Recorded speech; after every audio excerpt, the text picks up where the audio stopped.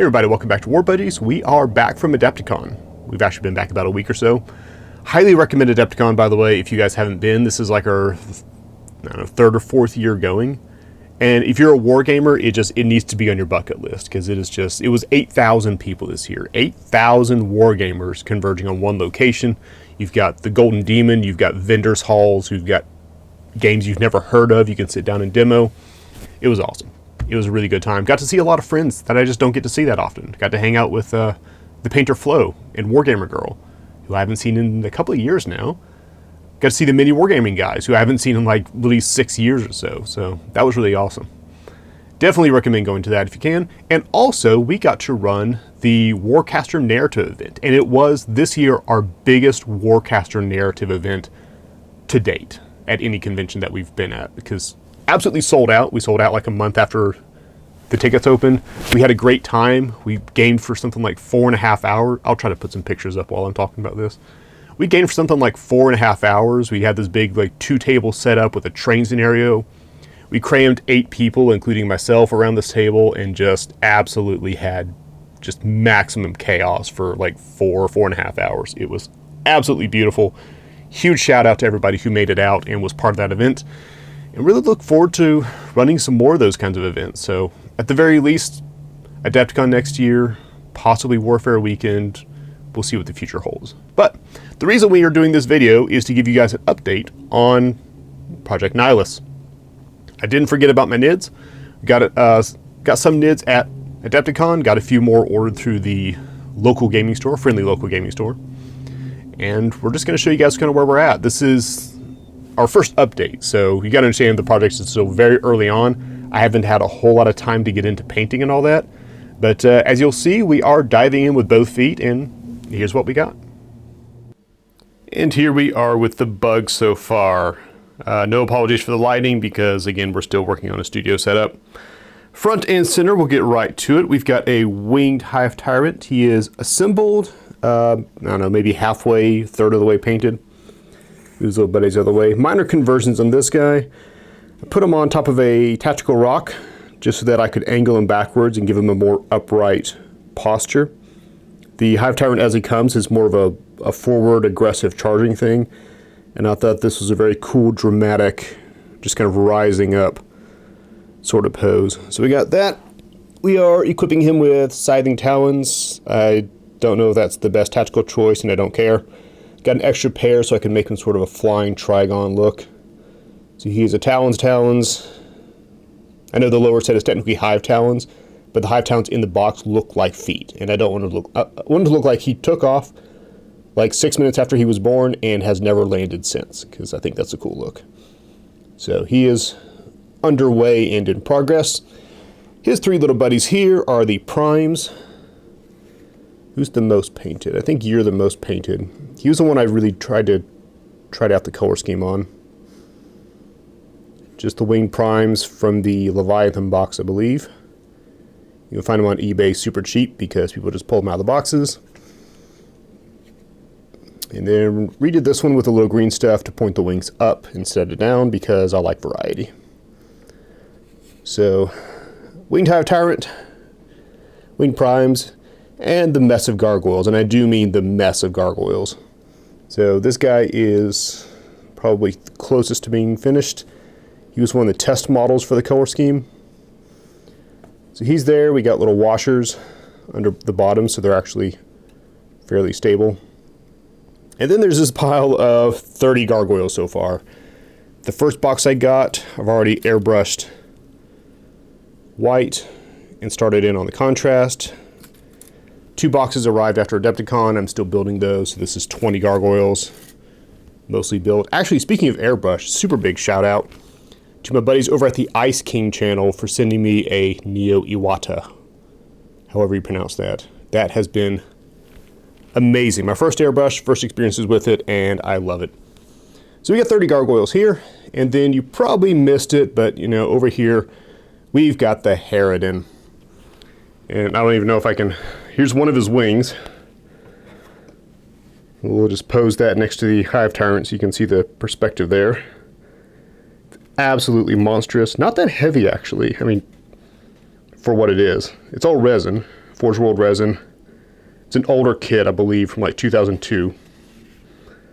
Really beautiful work. There's so much detail on what could have been just a blank canvas. I managed to put a lot of detail into it. So we're in the process of painting the wings. The airbrush, by the way, works really well with contrast. So the Hive Tyrant here, I'm actually very proud of that. That is painted in white and then airbrushed ironed in yellow contrast, about 2 coats worth on the wings. And then I ran some Carroburg Crimson shades through the airbrush to darken around here. And I just really love how that looks. And I'm hoping it'll look just as cool when I do it to that one. As far as the Harridan himself, or herself, I guess, getting the claws painted up. We've got these little gargoyle clusters, which I think are awesome. It's kind of hard to see because they're just primed right now. But they're just little clusters of gargoyles that cling to the belly. So those are, I'm definitely including those. I know some people don't like them. And the Harridan himself, oh, come on. Harridan body here, got that assembled. It's 3 pieces. It's the head, torso, and then the tail. So that's all epoxied in. Started work on that beautiful visage. That is just gnarly. I love how utterly chaotic the teeth are. There's just no dental care in Tyranids. So also, I mean, decently heavy, but not too bad. The funny part is, try not to break something. The funny part is the base, and I'm sure any of you who have seen or owned a Harridan know the feels here. But the model's this big without the wings, and here's the base for it. This is a flying base. So it did have a peg that came out the top. I got rid of that. Drilled out about a 1/2 inch hole there. Because the 2 problems with this, the one you may not realize is the peg was resin. So over time, apparently, it tends to droop and sag because it has this weight bearing on it. And the other problem, of course, is the fact that, just a little bit of physics, this is incredibly light, and this is not. So when you put this over this, the model becomes extraordinarily top heavy. And with that wingspan, if he falls over, he could take out every model on this table. So 2 problems to solve. The first problem I'm solving by swapping out this for a clear acrylic rod. That's in the mail, should be here later this week.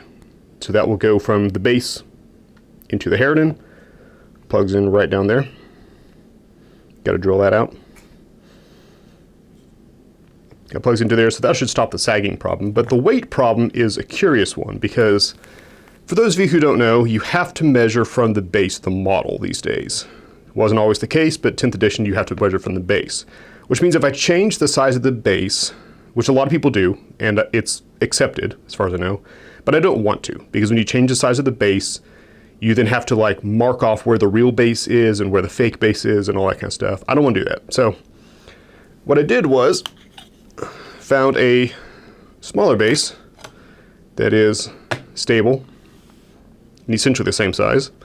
And this I'm just going to have to weight down. And I'm not sure what I'm going to weight it down with. I've been looking at, there's some tungsten weights that they use in like golf clubs. It's like this powder. So what I may end up doing is drilling this thing out and then filling it with weights, mount it onto there, make it nice and stable, put the rod in it. That may not work. I may have to fill it with like a, I don't know, depleted uranium or something. Who knows? But it'll be exciting. But if I can get this to weigh more than this does, it should make it a lot more stable.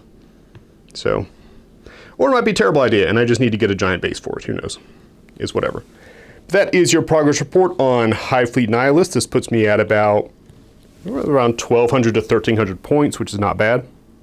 The next step is once these guys are all done, we're going to double the gargoyles. We're going to go up to 60 gargoyles, get at least 1 harpy and 1 hive crone flyers, and I believe that puts me close to 2,000, which would be a good spot to stop and sort of reevaluate both how many repetitions of the same winged bugs I want to do and how many floating bugs I want to do who have fly but don't have wings. Maybe I should just model wings on the floaty bugs. That'd be fun. Anyways, put your thoughts below. If you've ever dealt with a Harridan before, please, any advice is welcome. Otherwise, we will update you guys soon once we get, hopefully it'll look a lot prettier next time. Get a lot more stuff painted, hopefully have the Harridan assembled, get the gargoyles painted up, have him fully good to go so he can be a thumbnail that's not a silhouette. And we'll get this party going. So thanks for watching.